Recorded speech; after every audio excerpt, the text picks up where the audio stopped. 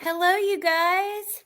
Oh my gosh, I'm so happy to be here and to talk about all of this. I've been wanting to come and talk to you guys since it dropped, but YouTube was so busy. I don't want to go over my friends and sometimes people that aren't live as often and stuff. I don't know. So I just pushed it back. I thought it'd be better to talk to you guys this morning.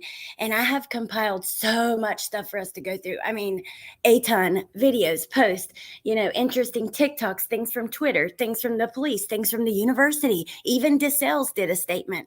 So I cannot wait to show you guys all of this stuff. Hey, Peach, how are you? Long time no chat. Is right. Good to see you. Hey, Ava, Emma, Jana. How are you, Jana? Hey, Corinne, Mama Bear, Jesse. Let's see. Dare to be different. Carol, Nikki, Chris, Smiling Woofette. Hey, Melissa Jade, JC, Mark. Oh my gosh, so good to see you guys. Hey, Danielle, Ruby, David, Curious Dreamer, Judge and Jury, Linda, Amanda, Sherry. Thank you guys for being here. Hey, Punksy, good morning. Okay, so let's see. Let me get right to it because there is just so much. I don't know. Do we start at the bottom? Do we start at the top? I know one of the points, like I had in my thumbnail, one of the points of conversation I want to get to is about Dylan. I think that's such a huge part of this. And, kind of talk to you guys about why you think that may have happened. I just want to say now, I don't want to, I'm not here to attack her. I think she's already been through a lot. I've seen some really interesting stuff with that.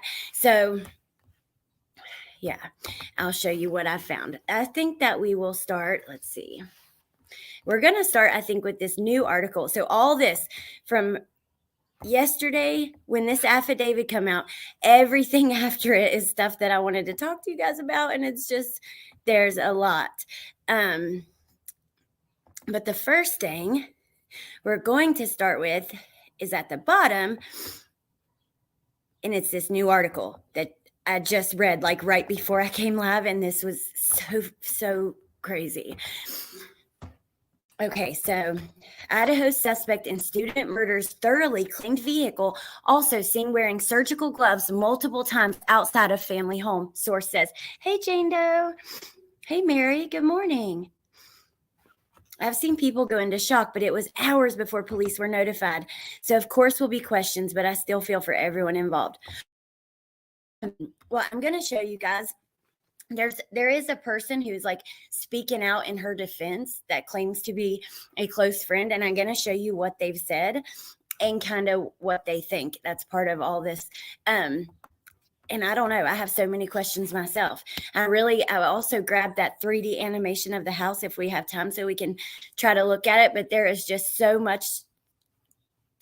Like the affidavit's been read through a million times, and we could do that. And there are points of that I want to stop in, but there's so much that's come out after it and kind of little fine details that I thought we could talk about as well. So how did you guys feel watching him in court yesterday? Like, I don't know. It was so eerie. I don't know. It was very eerie. His like demeanor.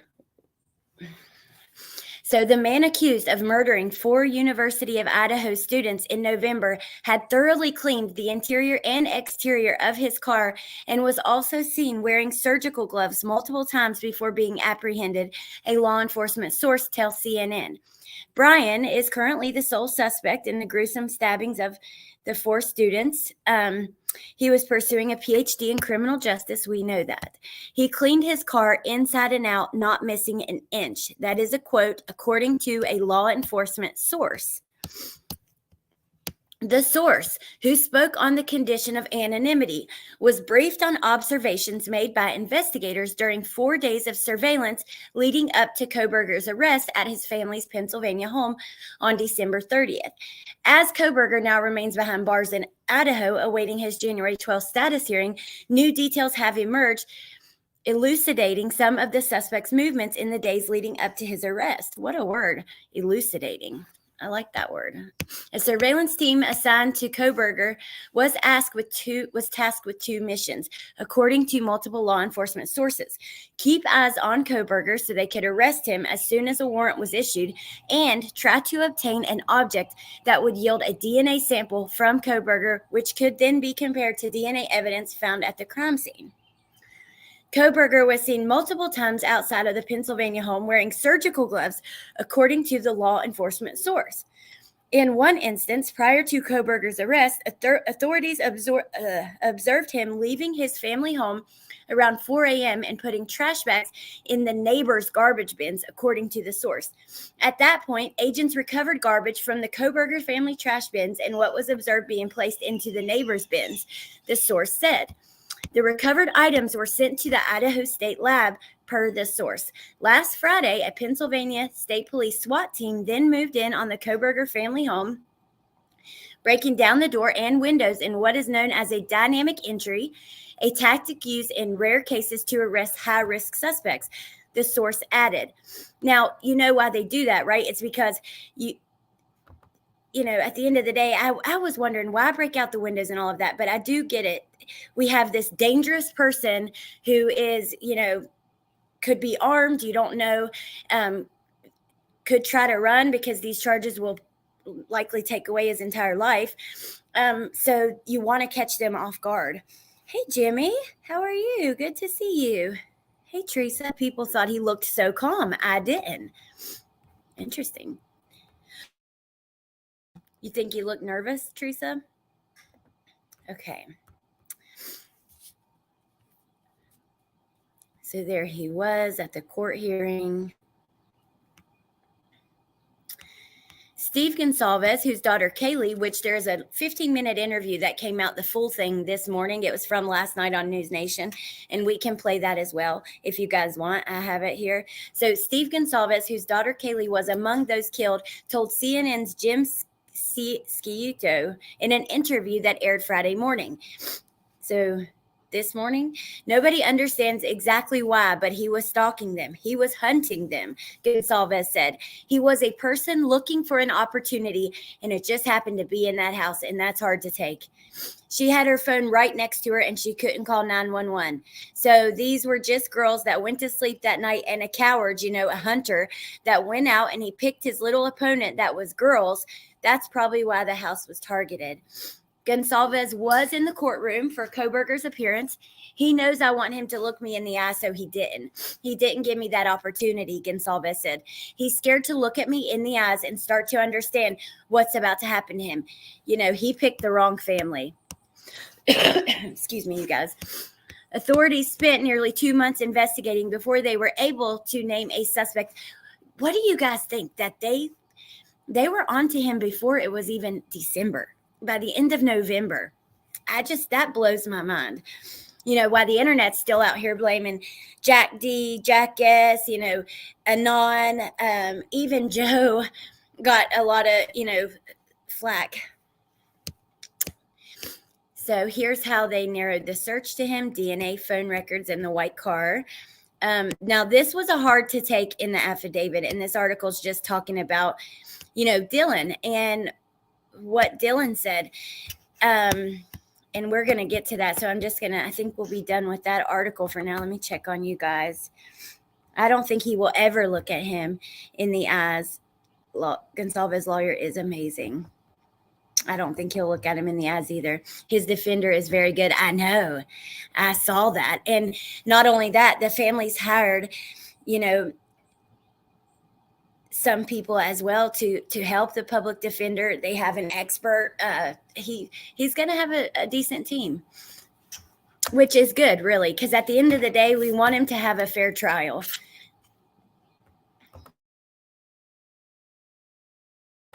Okay, so now we're going to switch back to here. I want to show you what Killer B had to say about him on TikTok, which is so interesting, about the affidavit, about Dylan, about everything.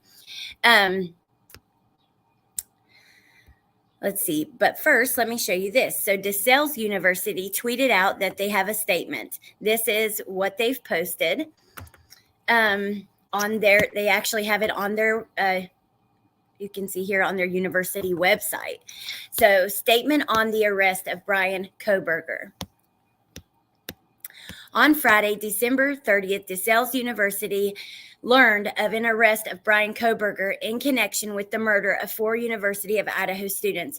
Kohberger received a bachelor's degree in 2020 and completed his graduate studies in June of 2022. We are devastated by this senseless tragedy. We also recognize the impact this news can have on our community's well-being. DeSales has expanded counseling services for students, faculty, and staff. As a Catholic Salesian community, we extend deep sympathy and prayers to the families and friends of the victims. We heard that before. That remember somebody come in my chat and told me I was dumb because I didn't know like what that was. It's a certain kind of Catholic. I don't even know how to say that, but yeah. Okay, so let's keep going. I'm going to go back to here. I'm going to delete these that we've already looked at. Local experts to discuss the killings. Let's see, those are a couple of videos I wanted to show you. First, I want to flip through some of these pictures and things that I found because it's a little easier to do it that way. And then we'll continue on. So I'm actually going to go ahead and pull up and have the affidavit in the background in case that we, let's see, download. So that is downloading.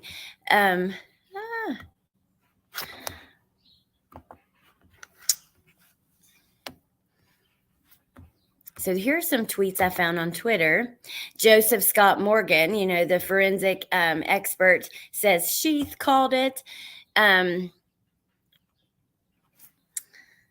He didn't really show any emotion, appeared in an orange jumpsuit. I don't even know why I grabbed that one, you guys. I grabbed these yesterday to show you guys when we were going to come on. So let me see. Let's look at these ones. He was stalking them for a long time. This is. I think I just grabbed this because she's a verified reporter. That comment where, now, who do you believe said, "It's okay, I'm going to help you"? Do you believe that was Brian, or because a lot of people think it could be Ethan?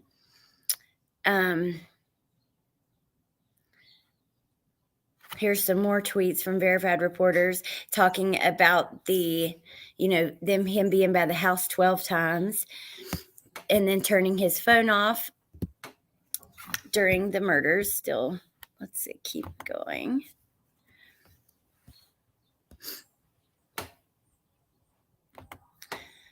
Okay, this was interesting from Nerdy Addict. WSU standoff at apartment started on the evening of December 14th, ended at 4 a.m. when the suspect was killed by police. The drive from Pullman to Hancock is 2,000 miles, 30-hour drive. They left before the incident. Why are they raising it in the body cam? I thought that was such a good point. Why are they bringing that up?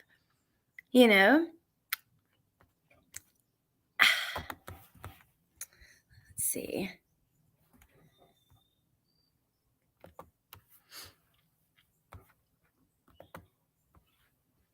Open file, the affidavit. Okay. So we'll just have that there and keep, let's see. I'm sorry, you guys. There's so much information. It's kind of hard to, and then there's his court hearing. It's kind of hard to get it all together. Okay, so this is about Dylan. This is like part of what I was talking about. Okay, I'll just read it to you. I'm going to get attacked for this comment because I can't say my source. So take it as you would like. But she was high on Molly that night. She didn't call the cops because she was afraid to get in trouble. She said she looked right at him. He had a mask on, though. She ran in her room and locked the door with the other roommate. That's what this comment says. I don't know if it's true. It's just a comment. But we are going to read it and then go to this part of the affidavit. But she said she didn't comprehend that they were in danger. She was scared, though. That's why she waited till noon the next day to call her friends, not the cops, still fearing getting in trouble. Sounds crazy. I know. I haven't posted this because I can't say my source, but let's just say it came from someone who is very good friends with Dylan. Now, you guys, I have to talk to you about this because I've been to college. I lived on campus, and I can tell you that's the only time in my life I've ever seen anyone sell Molly or do Molly. It is common to see on college campuses. And, you know, I don't know. I'm curious what you guys think about that. Does that make sense? And would that be a reason why she wouldn't call? And Smiling Wolfette, by the way, thank you for bringing some of this to my attention. What if Brian was the drug dealer? I've seen other people say that as well. Information overflow. You're doing great. We have patience to wait for you to gather it up for us. Thank you. Thank you so much. Why didn't she text? Let's see. Why didn't she text the girls in the house to ask if they were okay instead of going to bed? Phyllis, I don't know. I don't understand it. It's so, oh my God. I don't understand how this happens and then you go to bed or whatever you do for 8 hours. Dylan is not the bad guy. BK is. People act different in situations. For example, some are protectors, some are not. She lived through a nightmare. She did. So Molly is like the purest form of ecstasy. It's basically like it almost feels like it's ecstasy. It sort of feels like an upper, though. It's kind of hard because I don't know. I know a lot of people that did this when I was in college and they didn't sleep. So same, Alex, or in my day, ecstasy. Yeah, it's normal in it's normal on college campuses. She is not a suspect. There is much more to the story, and she's been cleared. More scrutiny on Dylan than Brian. Well, I believe that there's a reason. This would make so much sense. You know, a lot of people have said, could it be because she was traumatized? And that's that's very possible, right? But I think it would make so much sense if she was under the influence of something and scared about that. And also, if you're under the influence, you're not quite certain on exactly what is reality. You know, Gypsy, that's a stupid excuse. Interesting info. She may already know. Give her may have already been given a lie detector test. Who knows? It's possible. I don't know. She remembers details pretty well. And if that's the case, the defense will tear her apart. Well, that is something else I wanted to show you guys. That is exactly what someone commented who had who is a trial lawyer. You know, they wrote kind of their fears with some of this. Before we move on, I want to get to the part where, you know, about Dylan. 2 of the interviews included Bethany and Dylan. Both Bethany and Dylan were inside the King Road. Oh, here we go. Inside the King Road residence at the time of the homicides and were roommates to the victims. Bethany's was on the first floor. Based on my numerous interviews, let's see.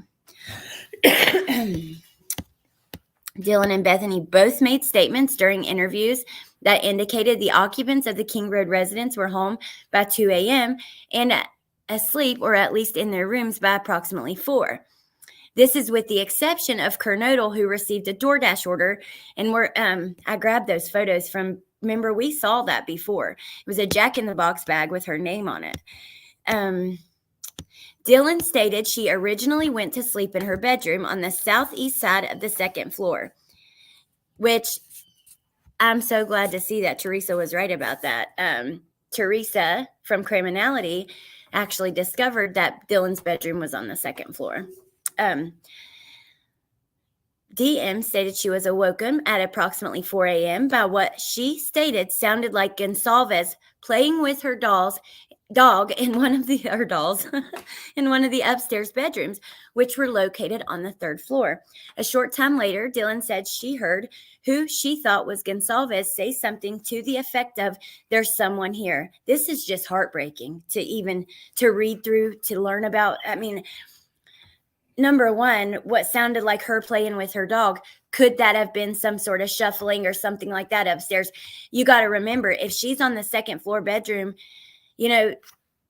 she's right underneath instead of on the first floor. We thought, they're right underneath one of these crimes that took place. She's right underneath one and right beside, right down the hall. So I can't imagine I just think you'd be able to hear everything, in my opinion, but I could be wrong. Dylan stated she looked out of her bedroom but did not see anything when she heard the comment about someone being in the house. Dylan stated she opened her door a second time when she heard what she thought was crying coming from Xana's room. Then she said she heard a male voice say something to the effect of, "It's okay, I'm going to help you." That right there is what nightmares are made of. And I'm so curious if you guys believe, put it in the chat. Do you think that was Brian or Ethan? It's devastating. At approximately 4:17, security camera. This is remember the house that we looked at where the camera had been removed and the house is now blurred out. That is the house, the camera that they're talking about. So the security camera at a residence immediately to the northwest of their house picked up distorted audio of what sounded like voices or a whimper, followed by a loud thud.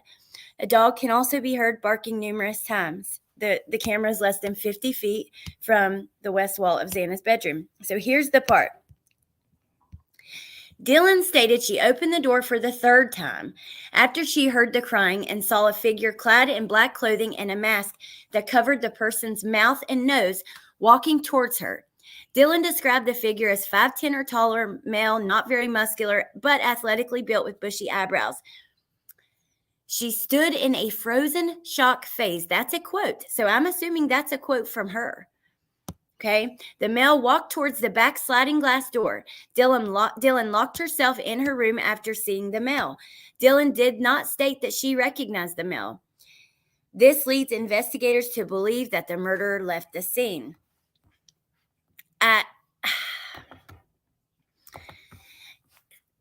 So going back to this comment and this theory, I do think that would make sense. But it's really hard to understand how you open your door, not one, not two, but 3 times because you're hearing strange or bizarre, uncommon noises outside in your home, and you go back in your room for 8 hours.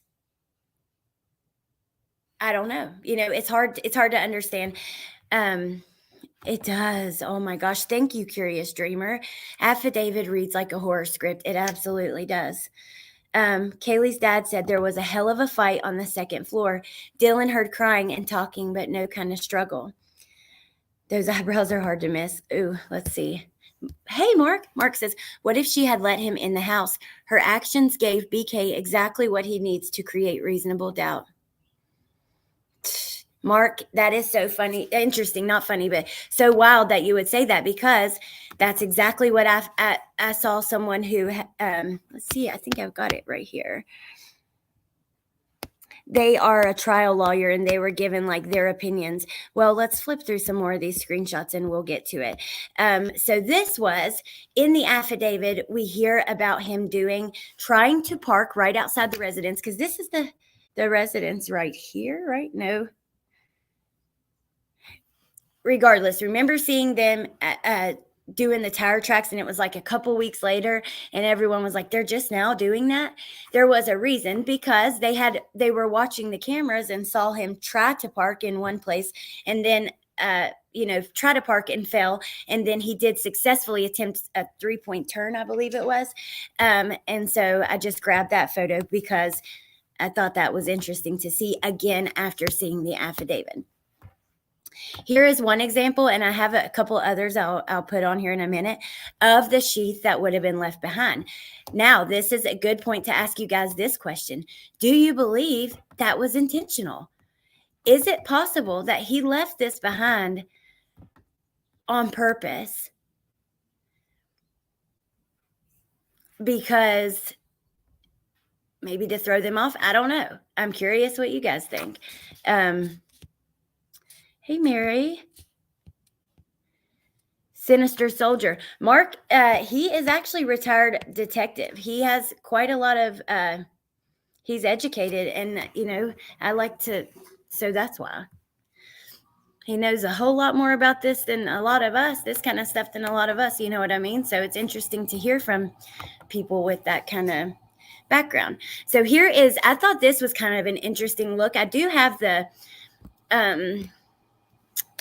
3D model on here that we could look at, but this is just like from above, which was a little bit different than what I had seen on other places. So Dylan's room, the stairs to upstairs, the kitchen where the sliding glass door is, and Xana's room. But I'm going to keep going because we have that again in a second, I believe. I just grabbed these just to show you guys kind of like a general consensus of some of the things that I was seeing online last night. Someone said he does not at all look worried. Now, this was so interesting. Listen, I felt deceived. Why did law enforcement make us think it occurred around 3:30 to 4 a.m. when they knew specifically that it occurred after that? Why do they make the public think that the victims were sleeping when it's likely that most of them, if not all, are still awake? Why were we led to believe that 2 victims were in the first floor when they knew that the other survivor was on the second floor? I don't even know what to believe right now. I'll wait in the future until we get info to paint the whole picture. I thought that was such a good point because at reading that, there was some confusion, with the way things were put out. But, I think this police department is not used to a case that's going to hit this mainstream media, this is huge. It has become huge. So I don't think they were prepared for that. But now this was another thing. And I'm curious for anyone who has experience with these kind of things, if this would be correct. So someone said the charges listing the victims in order of death makes sense to me, especially because burglary is listed first. That would have been the first crime. That makes sense to me too. Is that how they write it up? Like in what order it occurred?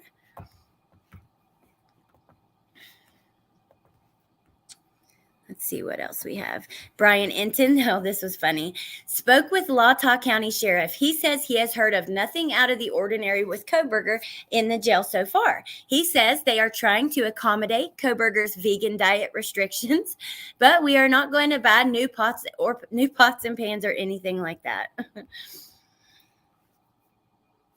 That document says suspect car 1. So does that mean there might be suspect 2? What I assume, I don't know for sure, but I assume that is because they were watching like multiple cars before they knew for sure. So they're like, this is this suspicious car number 1, suspicious car number 2, that kind of thing. Hey, Lips. They should toss a steak at him. I'm getting too upset. Oh, I'm so sorry, Teresa. I hope to see you soon. Hey, True Crime Snoopy. Law enforcement had to keep things close to the vest because they want a conviction. I mean, they have built a hell of a case, and it's not necessarily questioning law enforcement. It's questioning, number 1, how the story gets out, because we definitely didn't have their accurate information. And I wouldn't say law enforcement, but I would say for sure the coroner certainly gave us some misinformation, saying they were all in their beds. Ooh, Detective Juan. Okay, I will. I'm sorry. I'm really bad. And also, you guys, last night I was getting like a ton of messages, and I will get back to all of them. I just haven't went there yet today. But I will. I promise. If you left me a message, I definitely will get back to it. Okay, let me go ahead and do that really fast, you guys. I'll slow the chat.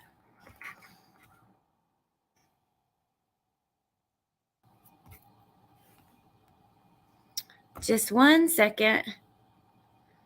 Live.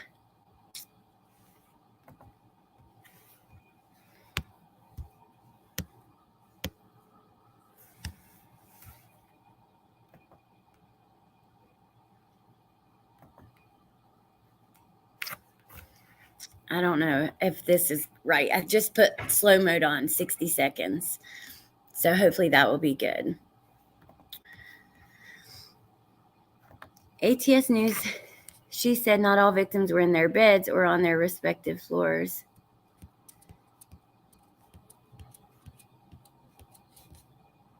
The coroner retracted, saying some were in their beds. Oh, okay. Hey, good morning.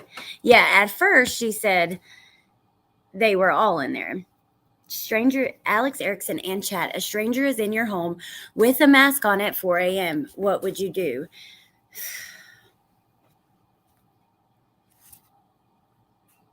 Yeah, Amber, if you want to, that'd be great. And then we'll show them. I'll keep going through the other stuff I have because there is so much, like I said, that's came out and kind of happening. Okay, this is a handwriting expert. Now, it means nothing, you guys, what she says. I just thought it was something interesting to show you.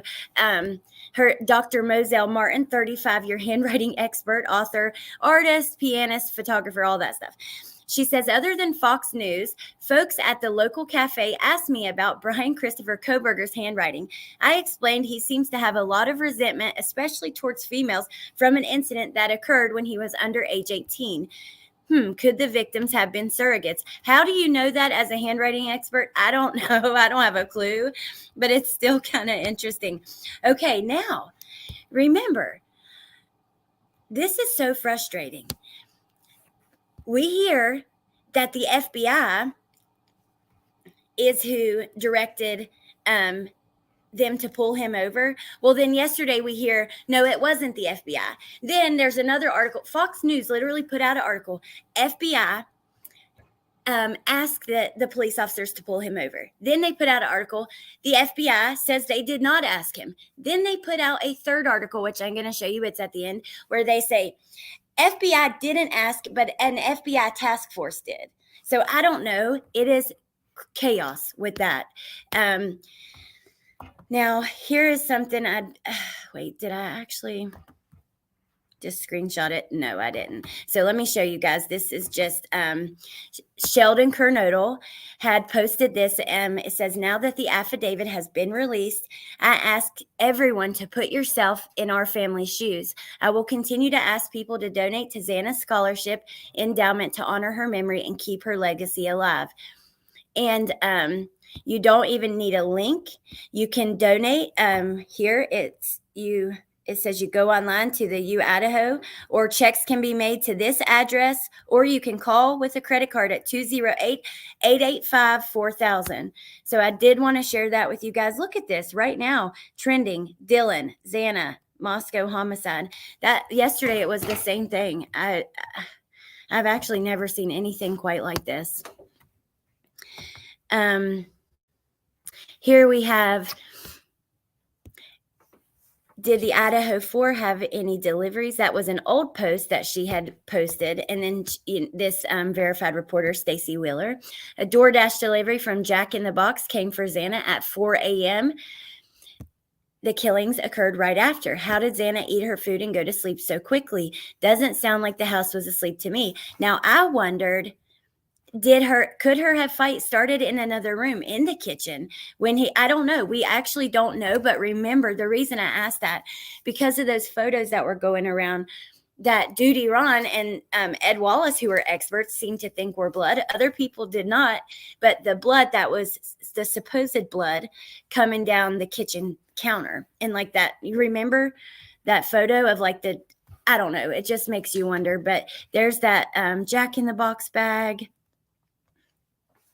And I was showing last night how, like everyone was talking about it. It was trending all over Twitter. FBI denies directing Indiana police to pull over Brian. Contrary to reports, The December 15th traffic stops conducted on the vehicle being driven by Brian Koberger in Indiana were not requested or directed by the FBI, the agency said in a statement distributed to media outlets Thursday. I'm going to show you, though, in a minute, they come back on it a little bit. It's absolutely insane. I just think, I don't know, we just have to keep it in mind how all the information. Here's the trial lawyer, what she had to say. But first, here's the wide angle of that photo. I've wondered from the beginning why dirt was out of the pot. Because like in my house, if I knock over a plant, I don't just leave the dirt there. He'll be with OJ and write a book. Hey, little bit. They recovered the sheath. I don't think they got the knife, but only recovered DNA from a very indiscreet area of the sheath. Why no BK DNA? I don't think they found the knife, Mark. Not yet. He asked if anyone else arrested and specifically said, I didn't do it. Do we all know if the trial will be public? I'm not sure yet because, well, Lori Vallow's in Idaho. That's all I can go by. I've noticed in her case, they have released quite a lot of information, but chat is feisty today. I can't even see it because I'm trying to flip through all this. You guys, please be nice. We can all agree to disagree. That's the only way we learn from each other anyways. Okay, let me show you guys. But then again, who knows? Okay, let's keep going. Just be kind to each other, and we're going to keep going because there is more for sure. Okay, my opinion as a trial lawyer. Defense counsel will rip Dylan's testimony to shreds on the stand. 2, without the knife, the sheath with the DNA is not as damning as you think. 3, the second retracted page, I am guessing, has more blood/DNA evidence or graphic details of particular wounds, hence the need for redaction. 4, they have nothing in the affidavit that shows how he committed the underlying felony of burglary, no reference to entry or forcing way in. 5, this is in no way an easy conviction given the info released today. What I would like to see is evidence of his biological or touch DNA on the victims. Bearing that, I feel like a solid defense team will Casey Anthony this thing. Holy moly, I hope not. But I do have to say, for number 4 in the state of Idaho, they don't have to show that he had forced entry. He entered the home with the idea to commit this heinous crime. That right there is burglary in the state of Idaho. If you go in somewhere and you are planning to commit a crime like this, that's burglary. And I've went through the actual thing on my channel, like the actual law. But now this was an interesting point about page 17 in the affidavit. And I saved this to ask you guys this question. On his August 21st stop, it says by his phone records in the affidavit, it says that he was by the King Road residence from approximately 10:34 p.m. to 11:35 p.m.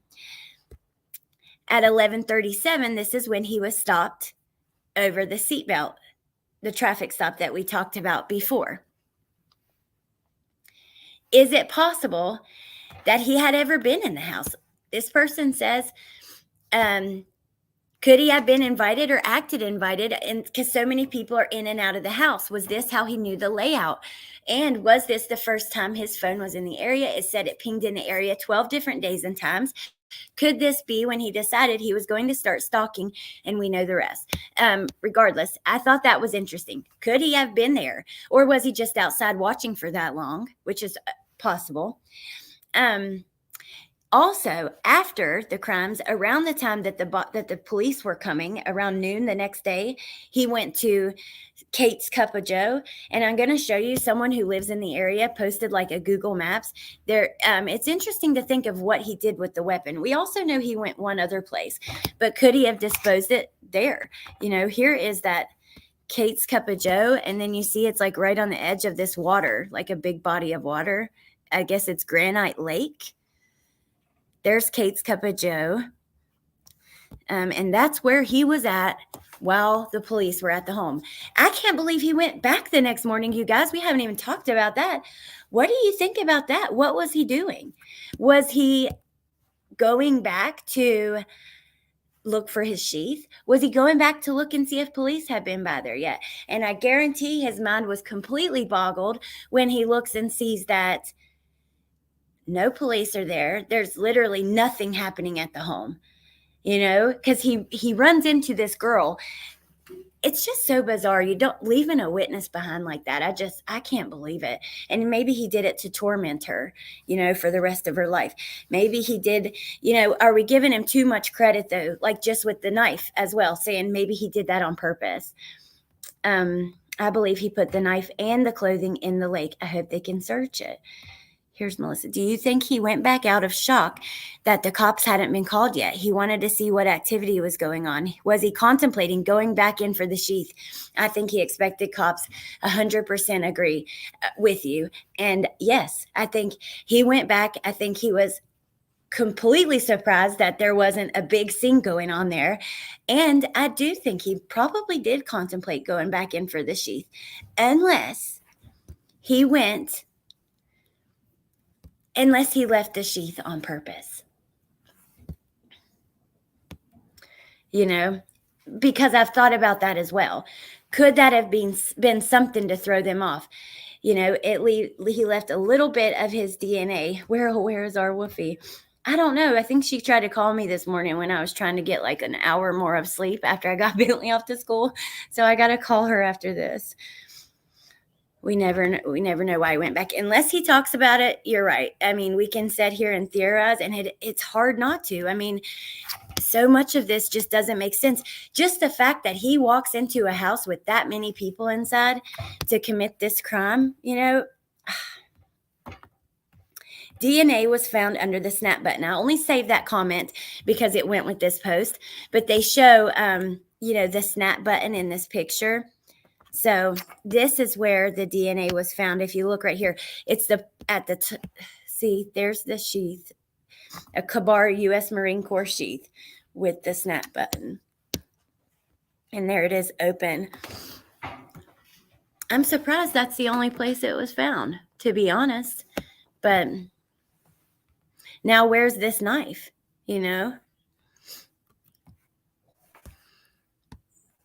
Okay. So many different videos, interviews, articles, things that have come out. I think the first thing that we will look at, cops contact knife manufacturer, local experts. I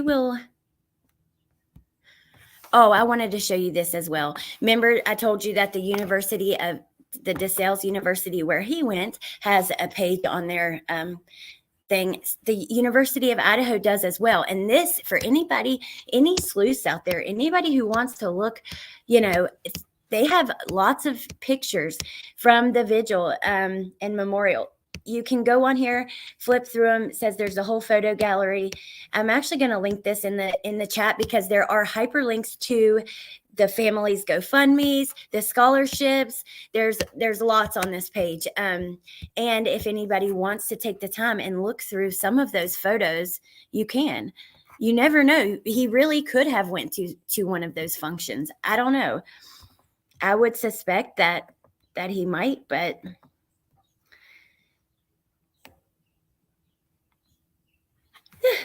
thank you, Scott. Thank you so much. I haven't seen you in forever. I know, I get it in my head. I'm like, I don't want any dead air. So I'm like, okay, to the next. How did he know no one was armed? I know. I've wondered that from the beginning. How do you walk into a house, 6-bedroom home, multiple people, they all have cell phones, could have pepper spray, they could have guns. I don't know. Can y'all give me a super chat? I need food from an account called Alex. Welcome, True Crime Snoopy. Thank you for joining. There's so much in the affidavit that doesn't make sense. They just need probable cause. The amount of blood that he would be covered in after a knife attack, his car would have DNA in it. Well, he was said to have cleaned his car. You know, we read through an article at the beginning, if you missed it.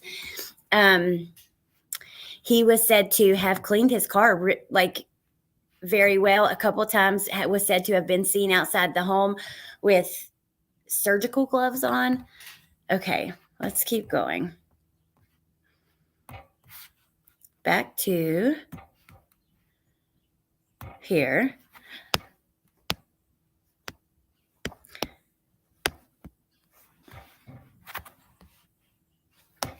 First, I want to show you this, then we can watch the full interview with the family because that was so interesting. But this guy on TikTok, his name is Killer B. He's a retired law enforcement as well, and I love to listen to him. He's got some good insight. Let's see, share this tab instead.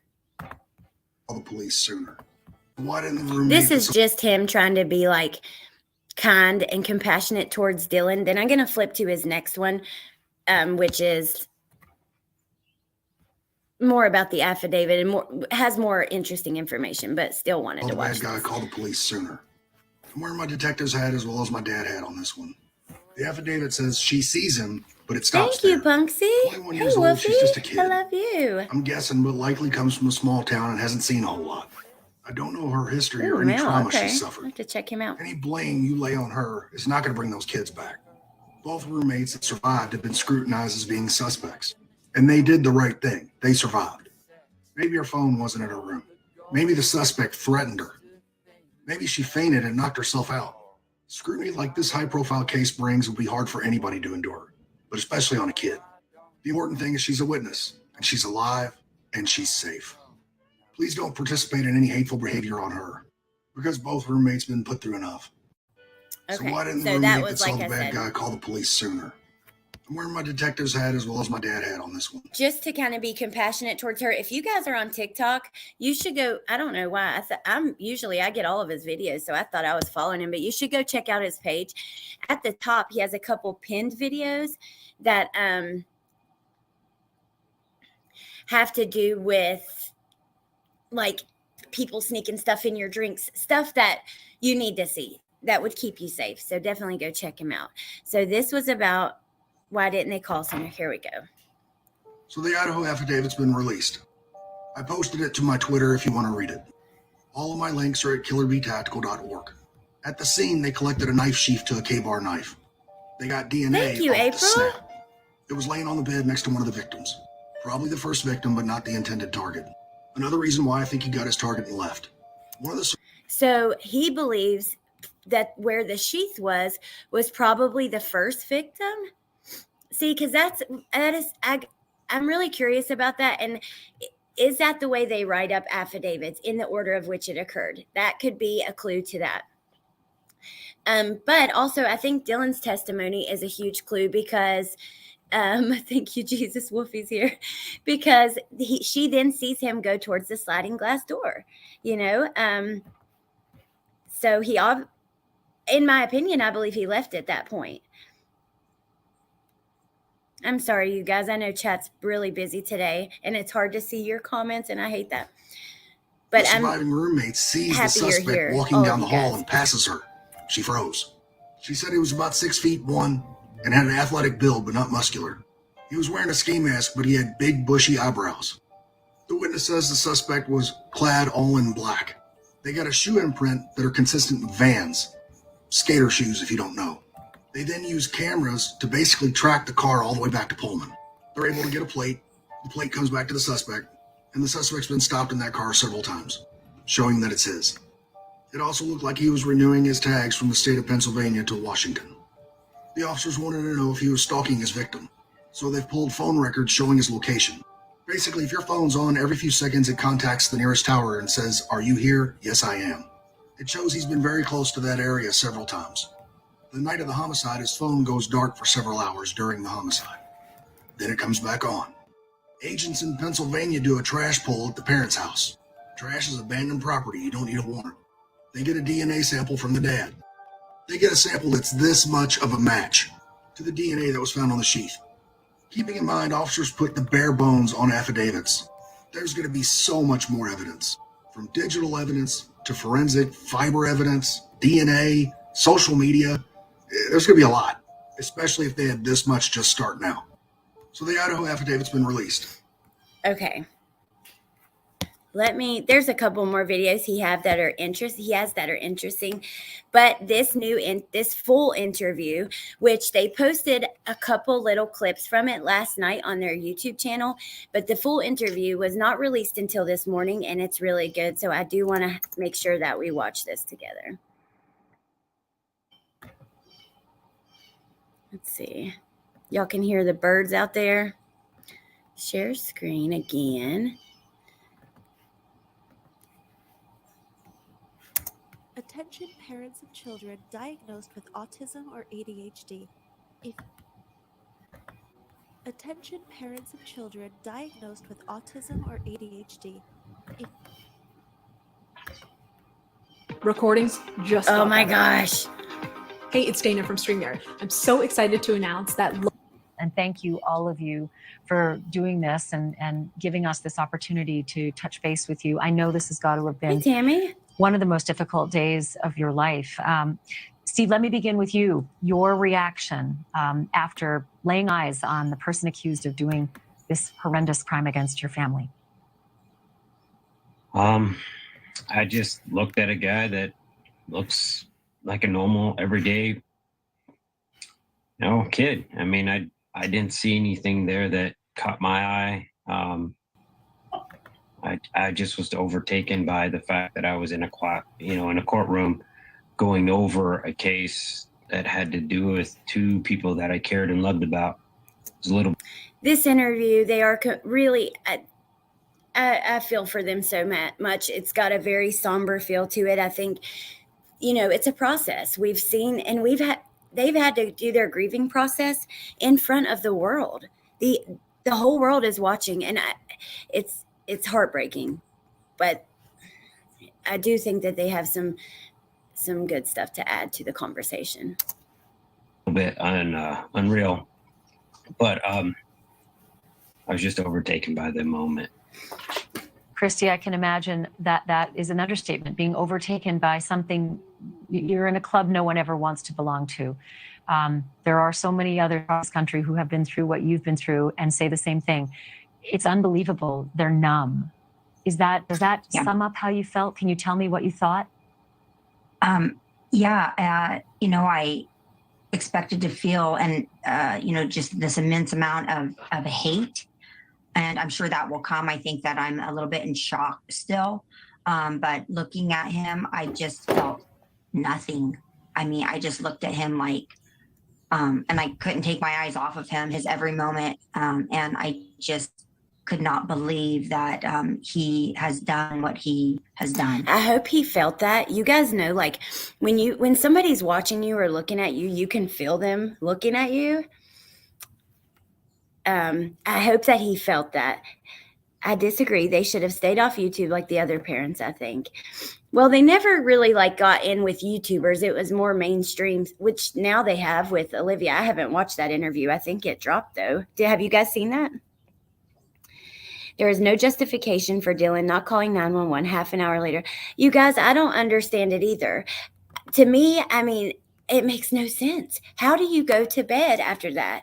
But also, if she was under the influence of something, she's a kid, the police have thought that she wasn't involved. So I don't know. She didn't go to the funeral, right? But she did get the tattoo. But would you go to the funeral? I'm sure the family has questions, Connie, who are you talking about? I didn't tell anyone what to do. I'm glad they're talking. I don't care what they do. We don't even know the whole entirety of her statement, so we have no idea what happened afterwards. Exactly. That's true. And she could be a huge part in what convicts this man.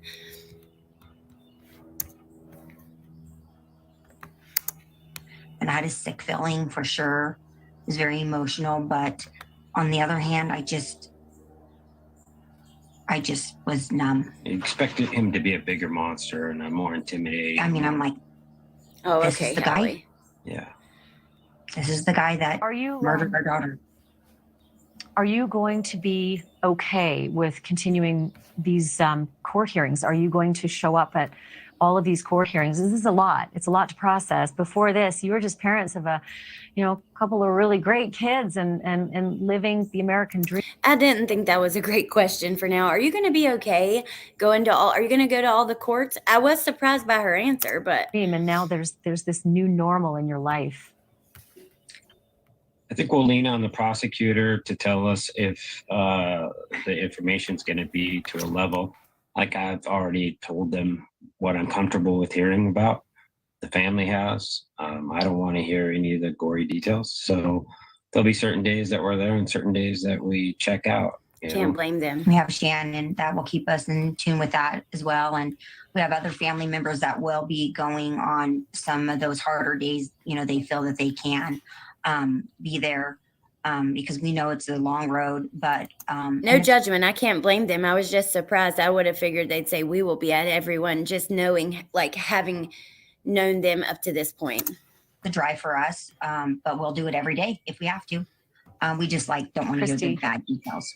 There's there on the screen there are pictures I know, Melissa, of what a Kaylee question. As you're talking, and I'm always struck by how much she looks like you. Absolutely stunning. You. Just such a beautiful girl. Indeed. Yeah, we didn't look like that. Mama's girl. She looks like you, Steve. Lauren, the roommates got tattoos right after of angel wings with all of the victims' initials, like on the back of their arms. She's got some of you too. I just wanted to get a sense from you about justice. What is it? What does it look like for you? I mean, you're just starting this process. For me, it's going to look a lot like an end. I mean, justice doesn't have a room where you can read books and you can go to school and you can have 3 meals and you can have your vegan diet. To me, that's not justice.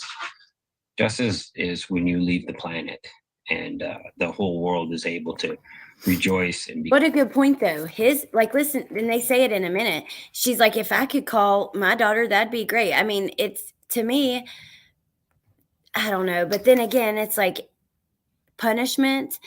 The punishment to me feels worse being locked in a cell for the rest of your life than just being allowed to, leave this earth. But I don't know. I go back and forth. I could see why they feel this way. Glad that you are not there. That's justice, and we will forgive him. We will.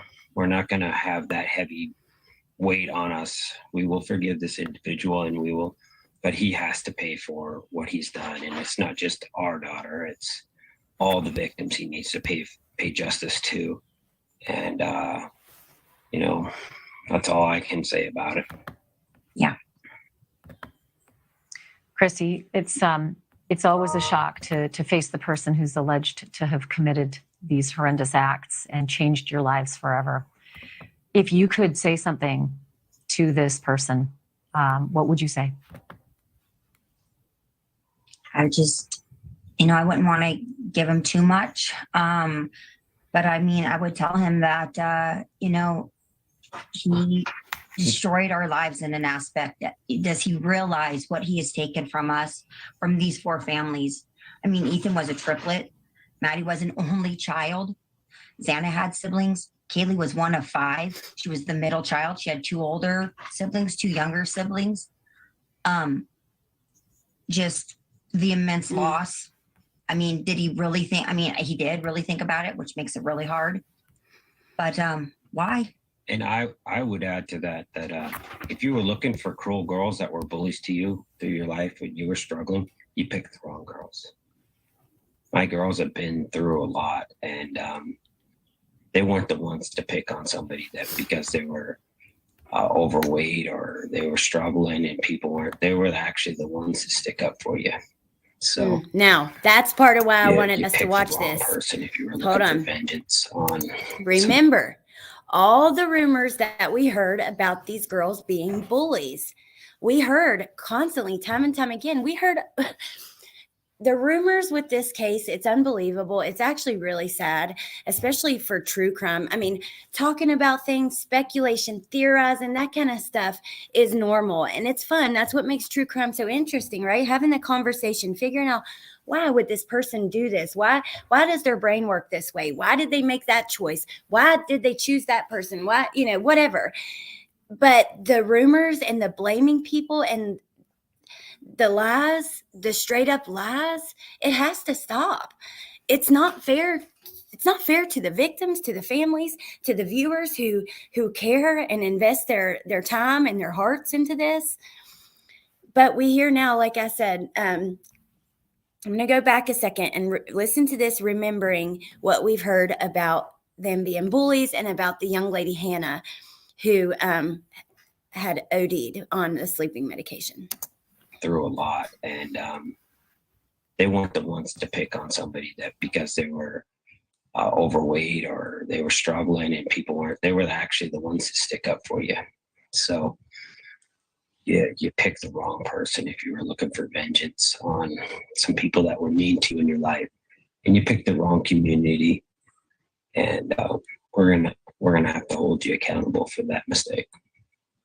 Speaking of that accountability, has the prosecution or anybody from the prosecutor's office discussed the option of a death penalty? Because victims' families are consulted typically throughout the process, and this is an option on the table in the state of Idaho.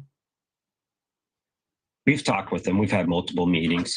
I think they probably want to do it all the families together before they just approach one. That would make the most sense. But we've had meetings, but we have not crossed that actual question. Yeah, I mean, they couldn't even disclose just until recently that they were this close. They kind of said that, hey, give us some time. We think we have the right person. We're going to get this. But we couldn't go from that to death penalty or those type of details.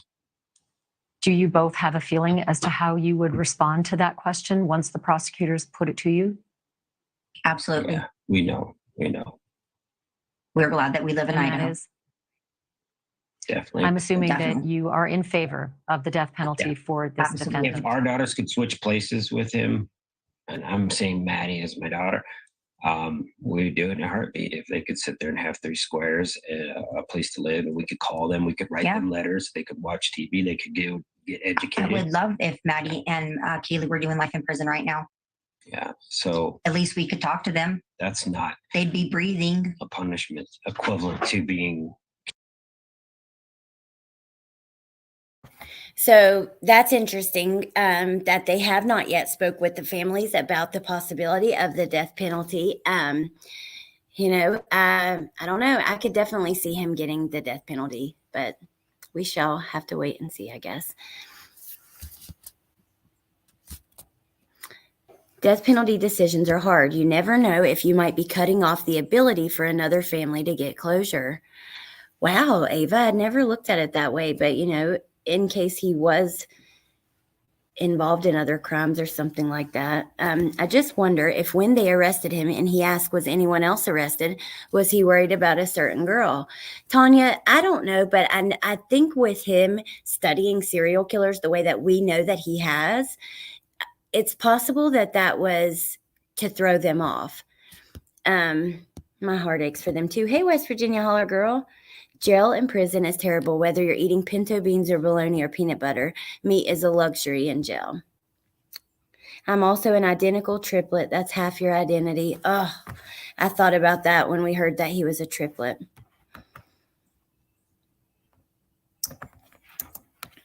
Killed. That's God's role. And if you want to play God's role, then you're going to have to go answer. Do you know if the Mogan family feels the same way? I know you all are very close with Mogan.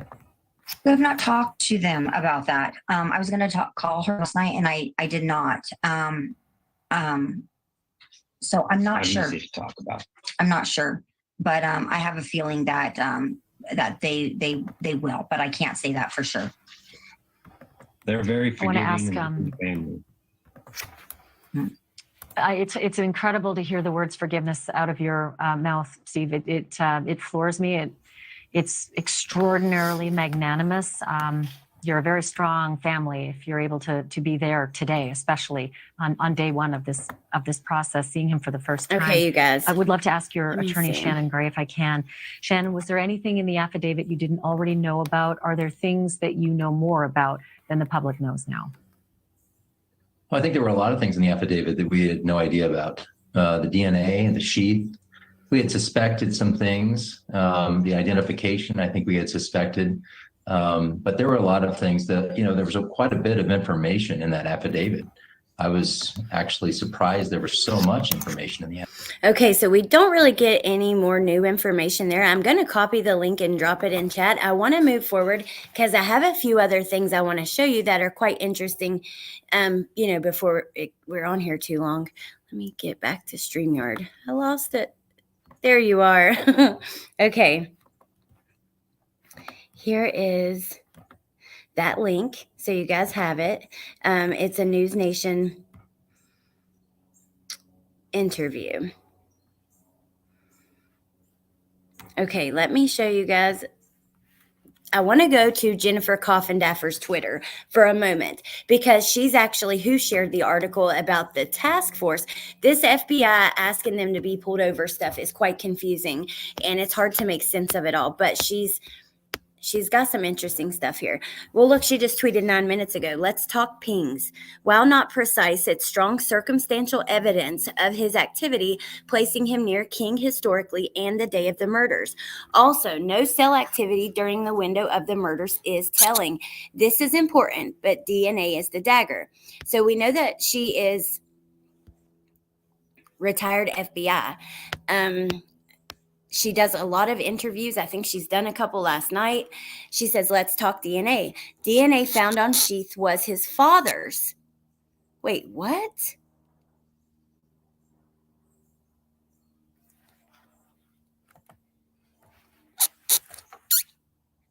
On December 28th, the Idaho State Lab reported that the DNA profile obtained from the trash and the DNA profile obtained from the sheath identified a male as not being excluded as the biological father of the suspect profile.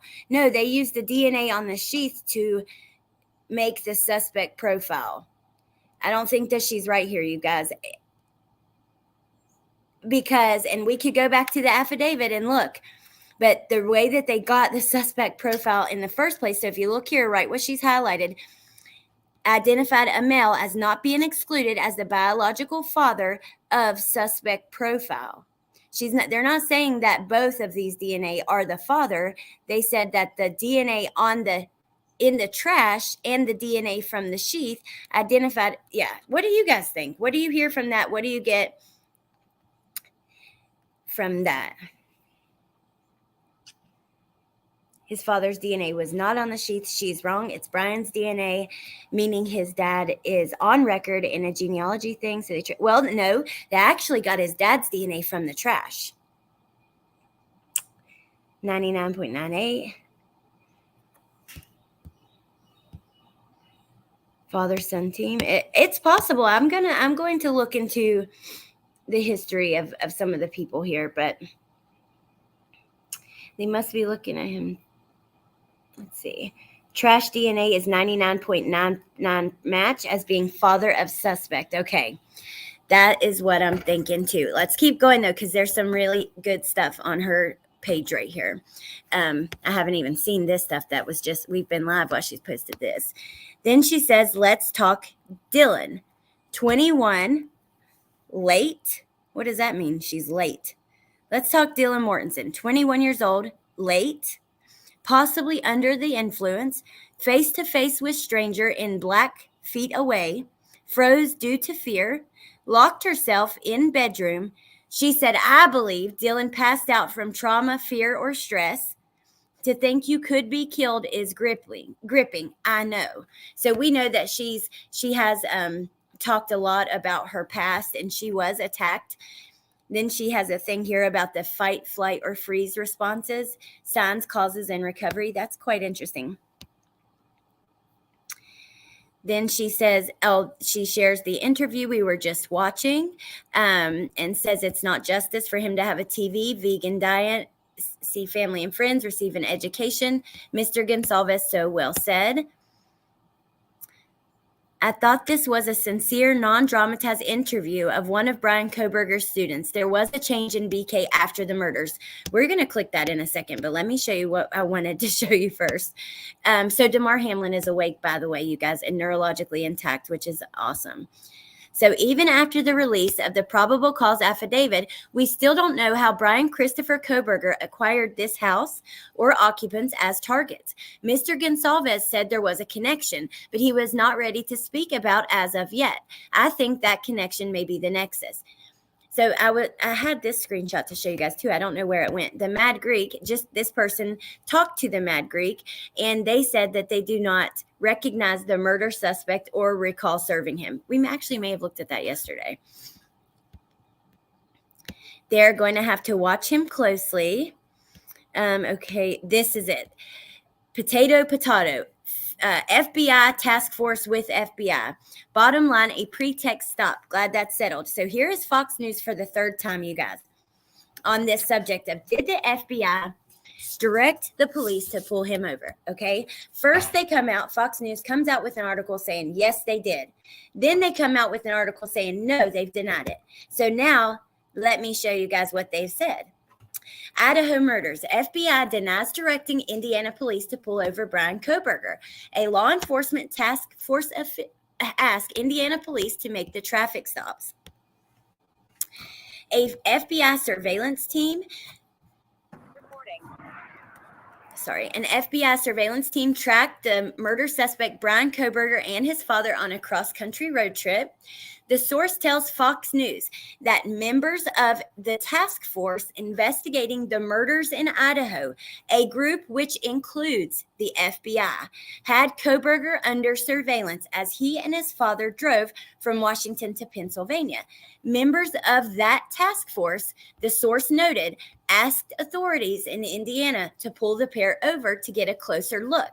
The FBI denies it had any involvement in requesting the Elantra be pulled over, telling Fox News Digital in a statement that, quote, the December 15th traffic stops conducted on the vehicle being driven by Brian in Indiana were not requested or directed by the FBI. So that is so frustrating, also confusing, but it looks like they're trying to say it wasn't the FBI, but it was a task force which had members from the FBI on it. So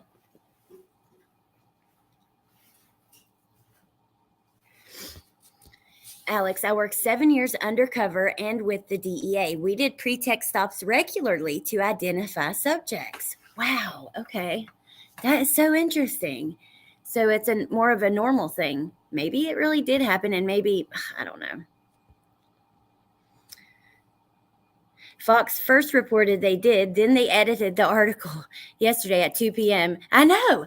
It was they did, then they didn't yesterday, and then now they're saying they did, but they didn't because the task force did, but the FBI didn't.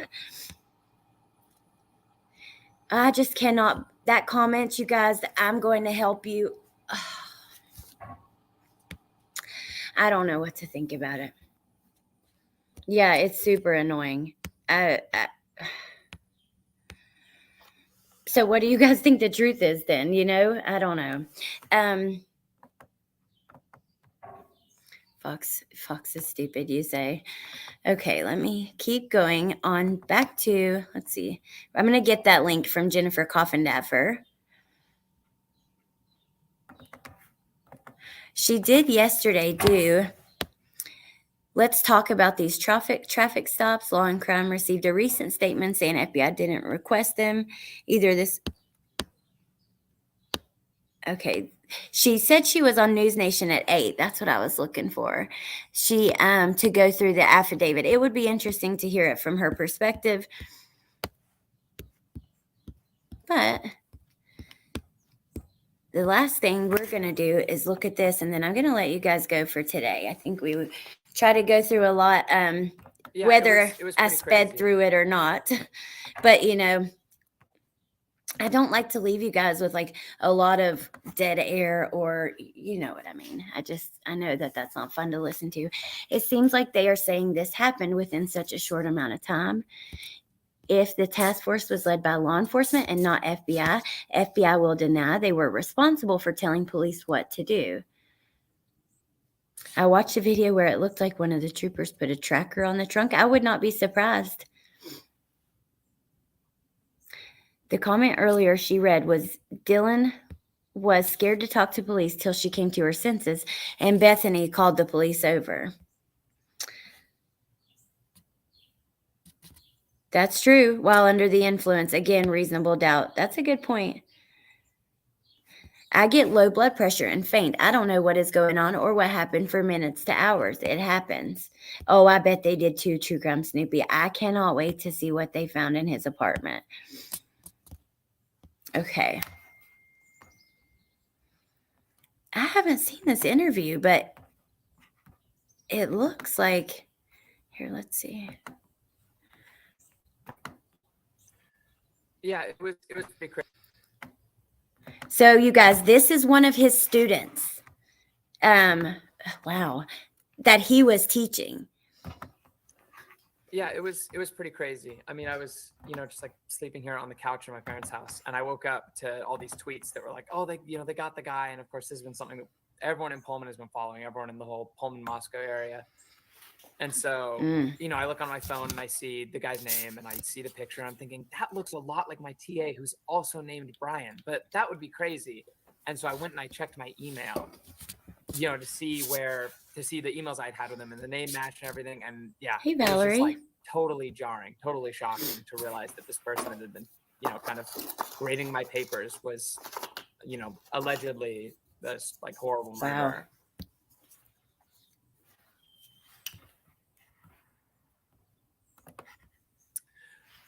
Yeah, no. Where's the questions?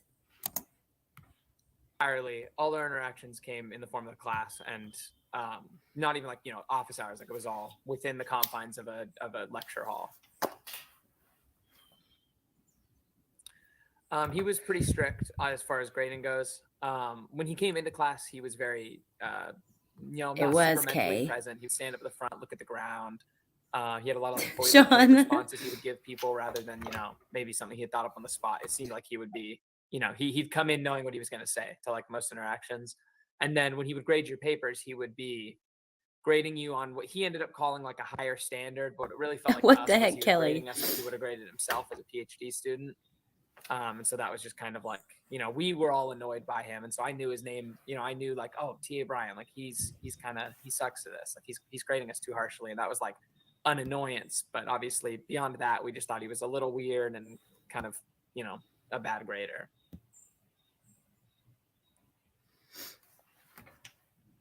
Another question we don't know. Thank you, V. I appreciate you being here. Yeah, he actually only left me good comments, which is just kind of silly. Like the only ones I could send in were nice ones, but for most people, he was being pretty harsh in the comments. I just, for whatever reason, he was being pretty good to me.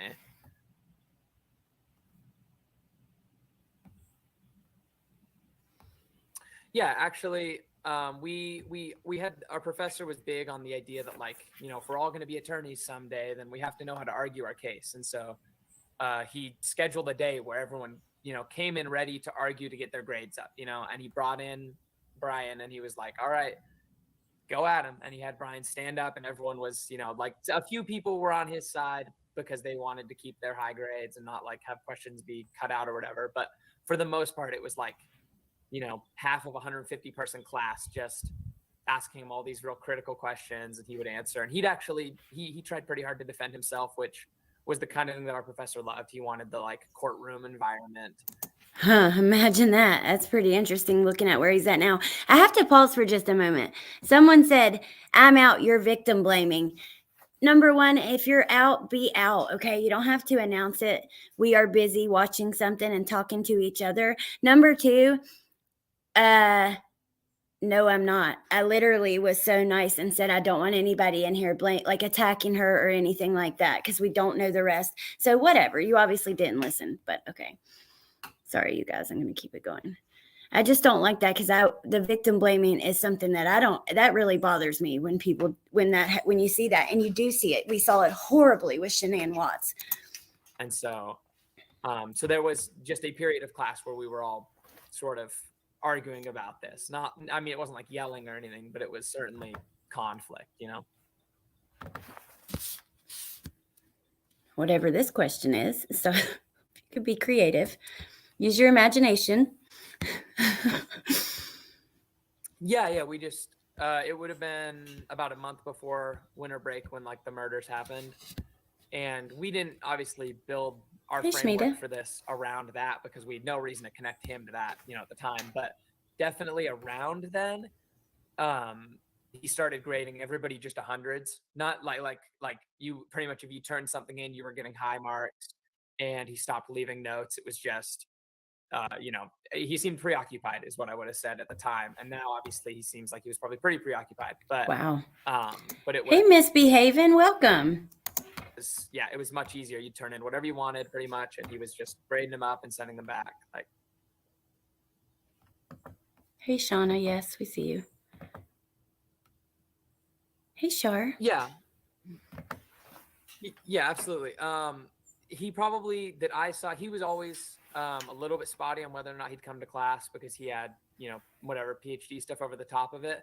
But the couple times that he did come after, or around that time period, I remember him, you know, he had like a little bit more facial hair, just like stubble, but definitely less like well kept than he was. And he was a little quieter. You know, he used to stand up at the start of class and like talk about some stuff sometimes. And this time he didn't really do that at all. He was definitely, I think, like the previous like mental preoccupation that we had been noticing, where it was like, you know, he didn't really want to be there. That was at like an all-time high. And he just, you know, didn't look like he was doing great. Wow. And we know he probably was. Can you imagine? He was probably watching everything, you know? I'm going to go back to this tab just because Amber had shared with us this from the coroner. I guess it's her, because we know that she had said initially that they were all in their beds. So then I think she did this statement. It says, one of the four University of Idaho students who were found in the rental house last Sunday, some were killed in their beds, the Latah County coroner told CBS News. Kathy Mubbett would not provide any further details. She noted, however, that earlier media reports stating all four victims had been murdered in their beds were not accurate. On Thursday, she told CBS News the students were killed with a larger knife, expanding on the autopsy reports, which concluded the four victims were stabbed to death. That's so interesting, because I'll have to go back and listen, but I think it came out of her own mouth that they were all sleeping. Am I wrong when she was talking with Ashley Banfield?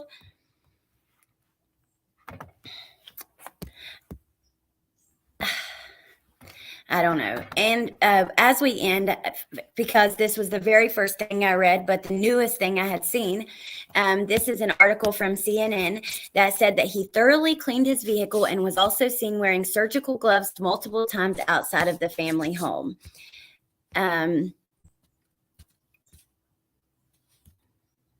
It said, okay, so this is a law enforcement source who said that he, quote, cleaned his car inside and out, not missing an inch, unquote.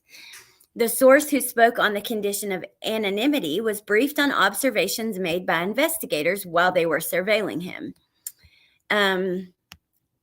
It said they had two missions, which was obtain DNA and then keep them in his sight, right? So they could arrest him when the warrant came through. Koberger was seen multiple times outside the Pennsylvania home wearing surgical gloves, according to the law enforcement source. In one instance, prior to his arrest, the authorities saw him come out of his family home and put trash bags in the neighbors' garbage bins. The agents did recover the garbage from the family trash bins and the neighbors' bins. The recovered items were sent to the state lab. So That's basically it, except for there is an interview of Steve Gonsalves with CNN. Is this it? This says, I haven't seen this one that says where Steve says they hunted him. Let's see how long it is.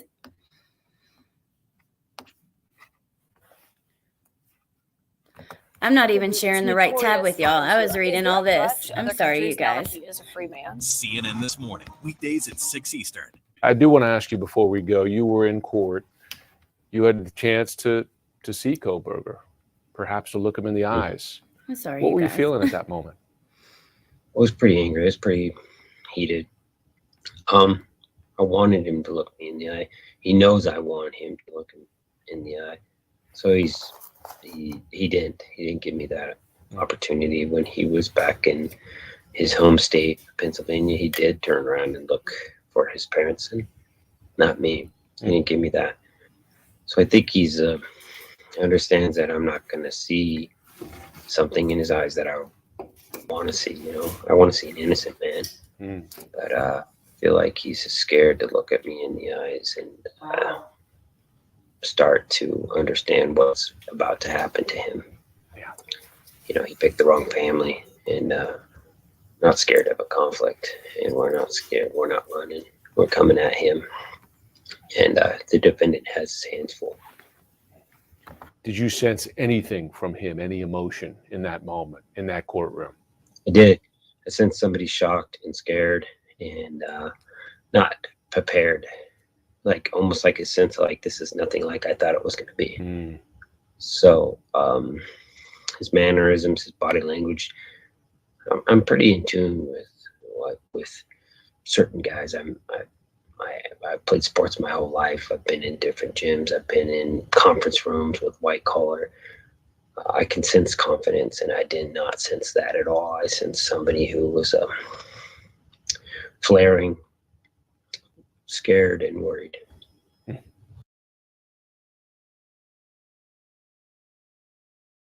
Wow, that is so interesting. I want to see that full interview. Search and Rescue K9 Mom, thank you. Thank you so much. That's so sweet. And I really appreciate that. And then also, yeah, please, my CDT has said nothing about Dylan. Please don't mess with her. Thank you again, Search and Rescue K9 Mom. So apparently in that interview, he also says that he was hunting the girls and some stuff like that. That'll be something to look for. He also says, this was one more part I thought was interesting. She had her phone. He says, nobody understands exactly why. This is a quote. Nobody understands exactly why, but he was stalking them. He was hunting them. He was a person looking for an opportunity, and it just happened to be in that house, and that's hard to take. He continues and says, she had her phone right next to her, and she couldn't call 911. So these were just girls that went to sleep that night, and a coward, a hunter that went out and he picked his little opponent that was girls. That's probably why the house was targeted. So yeah, I feel like we'll continue to see, there's so much information. I also want to say, I think I want to try to do something else. I think I'm so stuck in this case, but there's lots of kids out there that are still missing. Madalena, but the many others that their names literally don't ever get said. So I want to try to talk about some other cases soon too, and we will also continue to stay on this one, obviously. I mean, oh my gosh, I just can't. I'm thinking about it all day long. But the interview is with CNN. It's an article by CNN. So, okay, you guys, I'm going to let you guys go. Thank you for being here. Thank you all so much. There's so much to talk about, and I think, we're going to continue to have stuff to talk about, so I hope that you guys will return. Thank you to my mods. I know that today was a little bit hectic, and I'm sorry, and I really do appreciate you.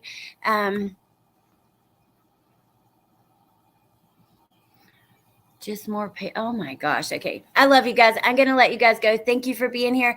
I will see you soon. And yeah, I hope you guys have a great day. Okay. Bye.